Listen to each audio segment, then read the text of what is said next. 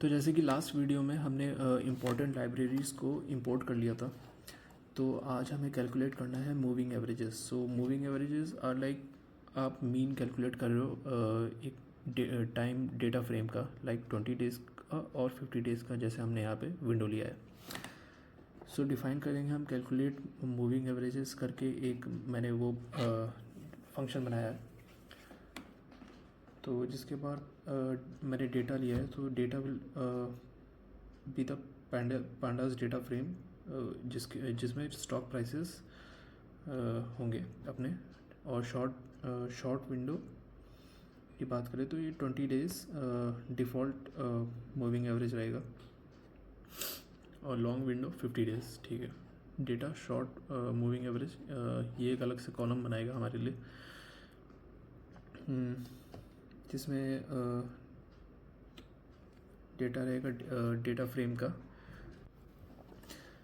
Data closing data रहेगा हर एक column का, जो भी हमारा स्टॉक्स होंगे उसके लिए। Rolling window, short window, so this will create the moving window for 20 days size. फिर मीन आएगा, मीन तो कैलकुलेट कर लेगा 20 डेज ईच रो के 20 डेज के डेटा का।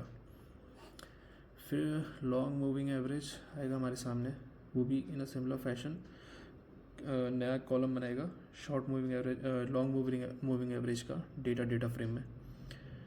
फिर डेटा क्लोजिंग डेटा देगा उस लॉन्ग मूविंग एवरेज हर एक कॉलम का। फिर rolling window, this will be for long window, so which will be 50। फिर उसका वो मीन देगा। फिर रिटर्न डेटा, फिर जनरेट बाय और सेल सिग्नल्स हम अगली वीडियो में देखते हैं। बात करूँ अगर मैं निफ्टी बैंक निफ्टी की, सो स्टार्टिंग फ्रॉम निफ्टी, तो जैसा कि मैंने लास्ट वीडियो में बताया था कि निफ्टी 500 ब्रेक करने के बाद अच्छा खासा मूवमेंट दे सकता है, जिसके बाद निफ्टी ने दिया मूवमेंट 500 के बाद 700 तक सीधा अच्छा खासा मूवमेंट दिया है। और अगर इसने 800 क्रॉस किया तो 23,000 तक भी जा सकता है। 23,000 क्रॉस करने का क्षमता रखता है। बैंक निफ्टी में देखा जाए तो बैंक निफ्टी, जैसे कि मैंने लास्ट टाइम इसके लिए भी बताया था, 500 क्रॉस करते ही 49,000 तक जा सकता है। 49,200 एक अच्छा रेजिस्टेंस है।